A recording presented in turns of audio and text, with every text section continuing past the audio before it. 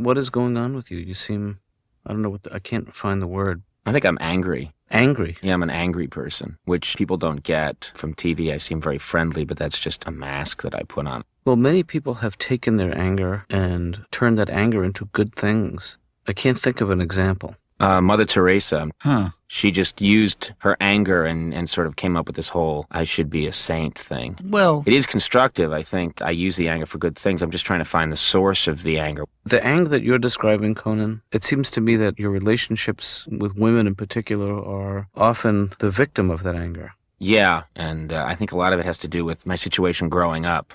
Well, please, let's not open that can of worms. What? I'm sorry, that was just a joke. See, I believe in injecting a little levity into therapy. Sure. Yeah, I guess. I call it Lerapy.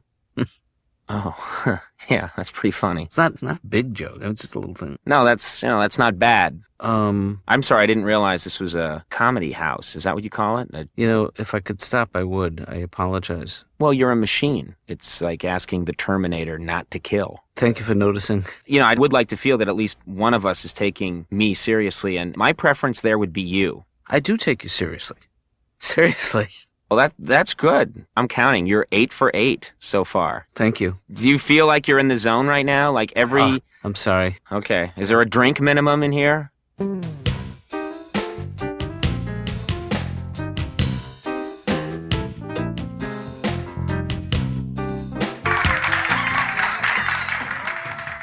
We got a terrific show for you today. We got a lot of fun stuff planned. To be frank, though, I'm feeling a little strange. I'm kind of a weird mood. I saw my therapist today, and I started talking to him about my childhood. And he said, please, let's not open that can of worms.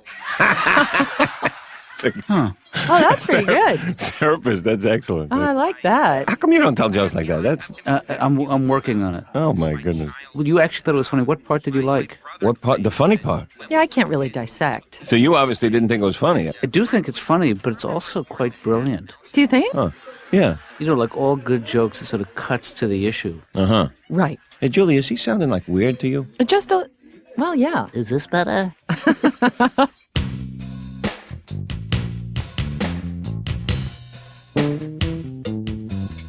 So I'm talking to Stanley and Julie, and the TV's on in the background. Sure enough, there is Conan O'Brien doing a joke that I made in session with him. Really? Verbatim. So he did a joke you told to him in the session? Yeah. How come you were telling jokes to people? And That's a whole other issue. are you sure you're not mistaken that maybe he just did the setup and... No, Ben. I think you should be happy. Well, if I was a professional joke writer and I had submitted the joke to him, I would be happy. Oh, you want to get paid? It's not the money. It's the recognition, because besides you, I can't tell anybody. And I want to tell everybody. Man, I'll tell you, society has gotten to a point where you can't just tell a joke and just be friendly about it. Everything has to be bought and sold. You cannot copyright a joke, but once he does it on national television, I can't do it in therapy with anyone else. Do you repeat material you use to other patients? Well, certain phrases come up like, let's explore that. Right. But that's not so funny. Not funny at all. No. Hey, Dad, what if you were Columbus's therapist? Oh, let's explore that? Yeah. That's funny. You could take that joke. I don't care. It's yours. Let's just enjoy. Freud said the joke is a death of an emotion. Could have been his delivery.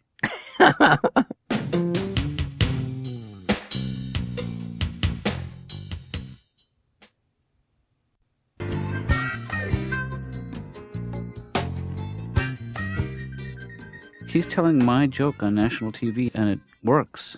Really? You must have been so happy. No, actually, I wasn't. I was a little hurt that he would use something that I said to him in confidence as fodder for his comedy. Yeah, but he pays you for the session. Doesn't he essentially buy the rights to all the material?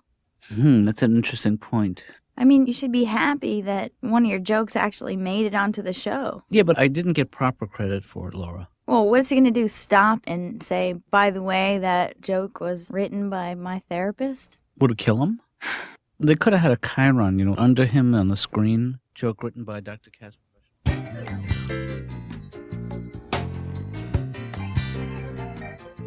Hi, this is Conan. I'm not in right now. Leave a message, and I'll get back to you. Conan, I'm sorry I missed you. I was hoping you and I could talk a little bit about what happened last night. Not a big deal, but I will leave you a message. I'll try to get to the point. I will say as a disclaimer, I've been known for taking a while to get to the point. I think, in fact, that's one of my nicknames, taking a while to get to the point. Katz. That's what they call me over at the Long-Winded Center. Anyway, I was flattered if the joke worked, but I just would like to feel that what you say to me in the privacy of my office is not just fodder for your, or fuel for your fodder. Is that an expression? How is your fodder? Oh my God. You're still talking to me? Listen, so call me back when you... Leave a message, and I'll get back to you. Conan, I'm sorry this has gone on so long. And if you want to call me back, you can try me at the office, leave a message. If I get the message, I'll call you back from my cell phone. Hey, am I the only American with a rotary cell phone? Hey, if I could stop, I would.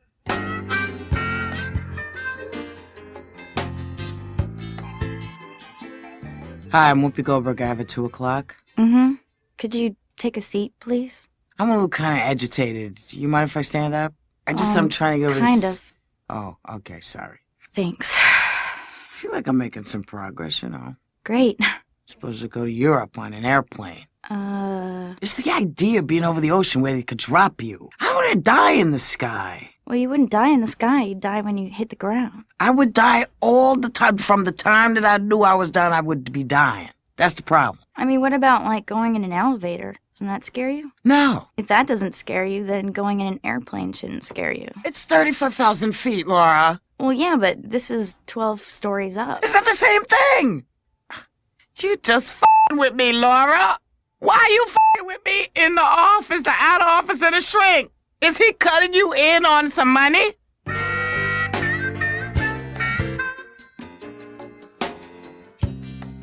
No, I think this is good to get this stuff out of the way because it's taken you a month just to say out loud that you hate flying. It started out with your passion for the bus, your love of ground transportation. Well, yeah. Those are just words masking the real issue.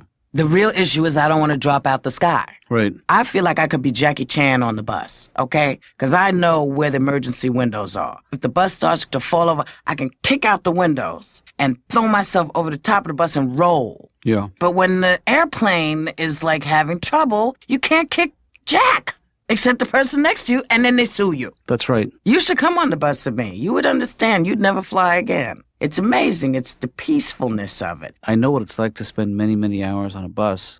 Didn't you feel soothed? Is that like nausea?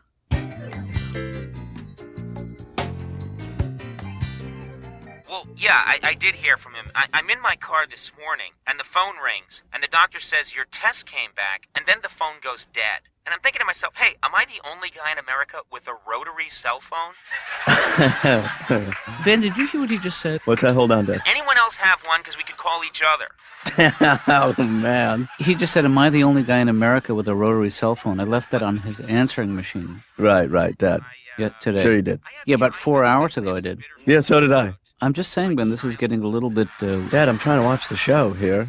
Well, now I missed the rest of the monologue. Why don't you look at me and just go right to the source? You think he did another one of your jokes? I know he did. Dad, this is becoming like an obsession, and it's bad. Really? Hey, Dad, why were you leaving a joke on this guy's answering machine? You know, because I like to kid around, Ben. Well, Dad, you were the one who complained that he stole one of your jokes to begin with. Yeah, and you but- go back and call him and tell him more jokes? Yes. Did you write that rotary phone joke yourself, or did you come up with it? Of course that's my joke. I made that up. I'm just saying that's not a funny... If you're going to write jokes, there has to be a twist. That's the whole point of a joke. Right. Take, for instance, this joke. Mm-hmm. Hey, does the grocery store have to put out rotten vegetables? Is that a requirement? That's funny. I don't want fresh. That's not why I came to the store. So I'm pointing my finger at the manager. Where are the rotten vegetables? You know what I'm saying? And then you can continue and sort of riff. Give me another example, Ben, because I'm not sure that one works for me. Okay. Hey, when I go to the grocery store and I want a carton of eggs, do half of them have to be broken and rotten? So it's like the one with the fruit. Yes, but a different food group.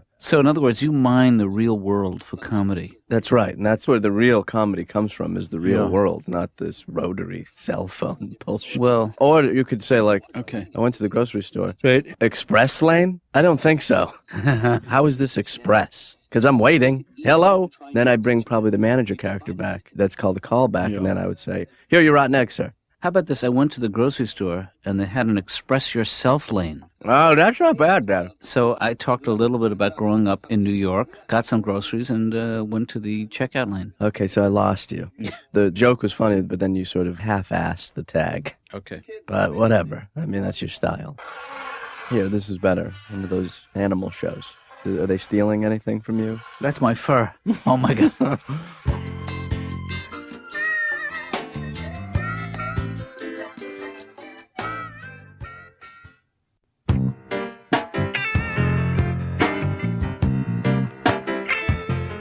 Conan, the whole notion of doctor-patient confidentiality is so that we both can feel a sense of safety in this environment. You're absolutely right. I had no idea that I was doing that. I appreciate the apology, but I think that there's a reason you did that. Very much like the kleptomaniac who steals. It's not about him wanting to have... I didn't steal anything. That change was on the couch, and it's anybody's change, isn't it? Well, finders keepers, losers weepers is a very immature approach to anything. Well, it rhymes, though. And anything that rhymes has a sort of hidden truth, I think. Yeah. Believe me, I don't think there's any real underlying issue here. I think it's just something that happened once. That's all. Twice. And it won't happen again. But man, I was listening to the answering machine. You were working it. Sweat was coming through the phone. Conan, really what I was doing was I just wanted to make sure that I made my point and that I did it in a way that was entertaining. I saved the tape. I've been playing it for people at work. And how did I do? You know what? It starts out okay. Mm-hmm. And then I'll be honest with you, it gets ugly.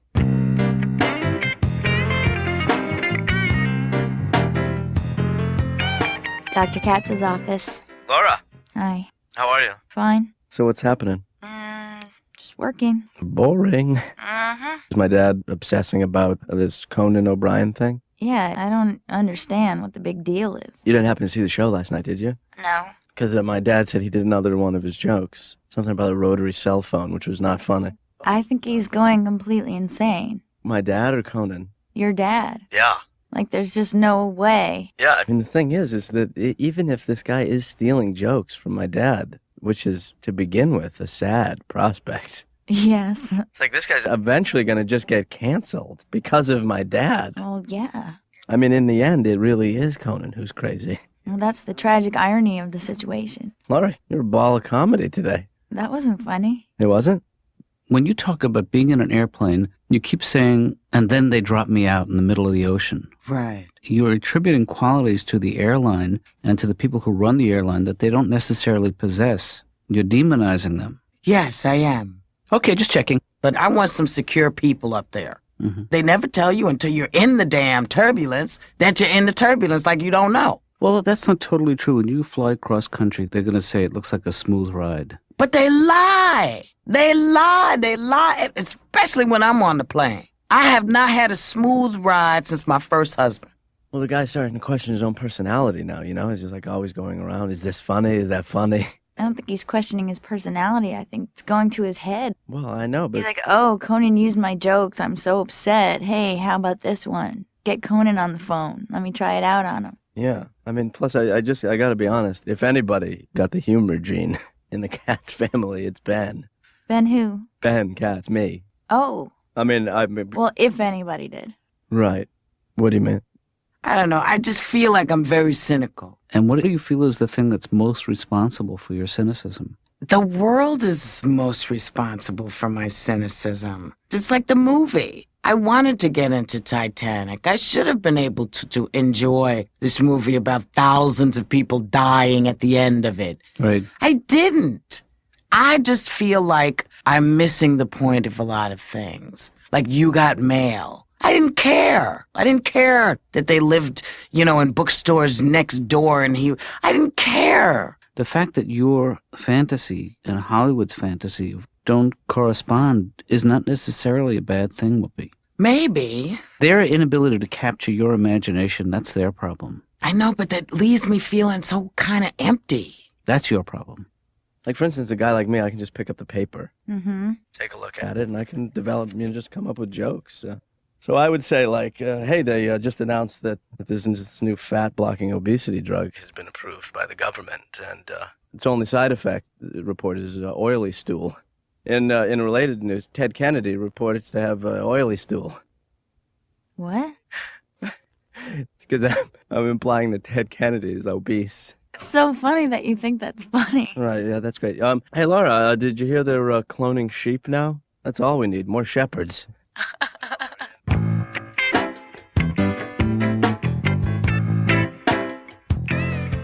I kind of been studying them lately. You've been studying them? Yeah, especially the sort of the monologue part, because I'm thinking about turning my career around Turning your career around. 180 degrees and going in opposite direction. I would think that's the kind of career where you just kind of dive in and just start writing a bunch of jokes, and you see if they're good. What's this? I have to repeat all that? I'm sorry. I tuned out. I said that sounds like a career where you just have to dive in and just Yeah, basically- whatever, Todd. Listen, here's the point. The world of television is just totally open to me, and I'm going to jump right in. Well, you're always really funny here at the store. See, this is the problem with being a joke writer, is that everyone's like, be funny now, like on the spot. Like, you hold up your pen and like, oh, tell Right. me a joke about this pen. And I'm like, well, Yeah. I don't do that. I want to hear these jokes, man. Well, I mean, I didn't bring any. I could just, I Pretend I'm like a woman and you're trying to pick me up and you want to... well, I mean, I wouldn't do that. I wouldn't use my jokes as a pickup. I write about my own experiences and what I see in the world. I was thinking, actually, I had lunch today. I was eating one of those club sandwiches. Right. How come nobody's thought of making the edible toothpick? Because I prefer not to have the roof of my mouth stabbed every time I chew. It's like, hello, doctor. Are you with me, Todd? That's a weak joke, actually. What do you mean weak? It's not weak. Do you do any topical jokes? Well, Todd, maybe you're just not a laugher. Did you ever think of that? Yeah, I think you're going to be meeting lots of non-laughers.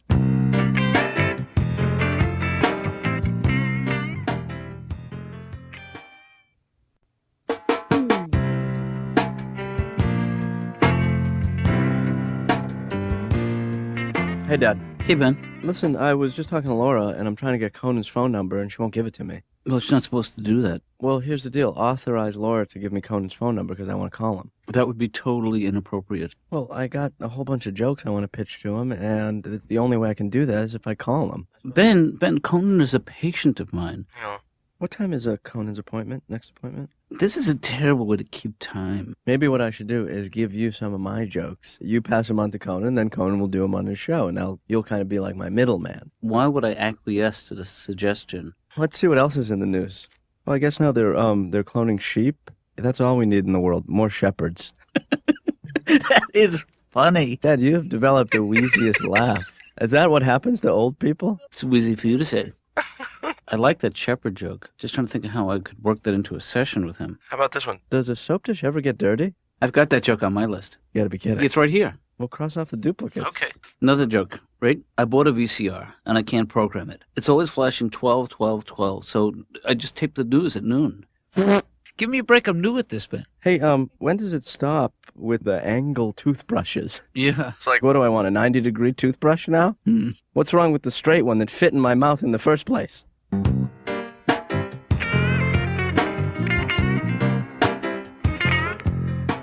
It goes back to one issue.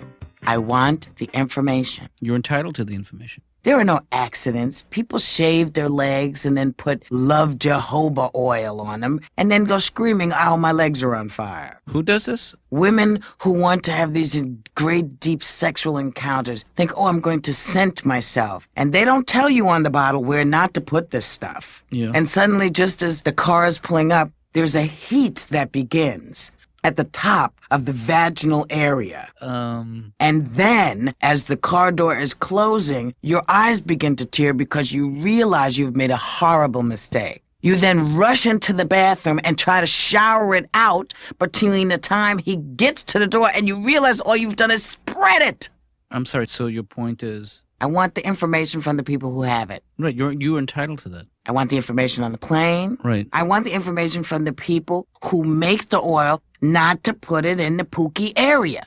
Because it's not meant for pookie. Mm-hmm. Why can't I just get the information I want? Why do I have to, turn into Negress on Fire woman? If I had a nickel for every time somebody asked me that question...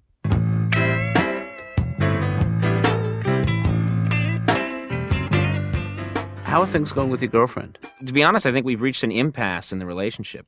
She's seeing other guys. I'm sorry, I did it again, I'm sorry. You know, look, I really don't want to do this. I don't find this approach helpful for me, the approach where you make jokes. I apologize. I will try and assume a more professional stance for the rest of the session. I feel like I don't trust you now. Everything you say, I think, is the setup for another joke. That is... I do. I think you've got a real corker. I think you've got a real doozy, and you're waiting to unload it on me. It's not true, Conan. I feel like that we have boundaries in this office, that I have crossed over some line. I am now crossing back over it. Guy calls his wife from the office. True story. All right, listen. You know, there you go. It's ridiculous.